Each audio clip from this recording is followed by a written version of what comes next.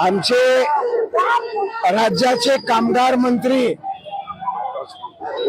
यांची राज्य मंत्रिमंडळातून हकालपट्टी करण्यात यावी। सोलापूरमध्ये भाजप आमदारांनी मालदार शेतकऱ्यांना उद्योगपतींना कामगार दाखवून 25 कोटी रुपयाचा भ्रष्टाचार केलेला आहे आणि त्याचबरोबर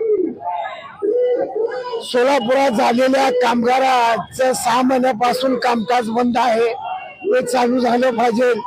पहिली ते 10वी तर पहिली ते 10वी शिष्यवृत्ती बंद करण्यात आलेली आहे, ते चालू करण्यात यावी। 25,000 कोटीची चौकशी झाली पाहिजे। सोलापुरामध्ये झालेला भाजप आमदारांचे जे भ्रष्टाचार आहे त्याची चौकशी झाली पाहिजे। म्हणून राज्याच्या मुख्यमंत्र्याला आम्ही 3 महिन्यापूर्वी निवेदन दिलेलं आहे की तुकाराम मुंढे जे संधी अधिकारी आहेत त्यांच्या नेतृत्वाखाली 3 विभागाची संयुक्त समिती चौकशी समिती स्थापन करण्यात यावी। गृह विभाग, महसूल विभाग आणि कामगार विभाग या 3 विभागाच्या संयुक्त समितीमार्फत मुंडे साहेबांच्या नेतृत्वाखाली चौकशी करण्यात यावी। सरकारने आमची मागणी मान्य केली, परंतु कामगार विभागामार्फत चौकशी केलेली आहे, गृह विभाग महसूल विभागाला वगळलेला आहे।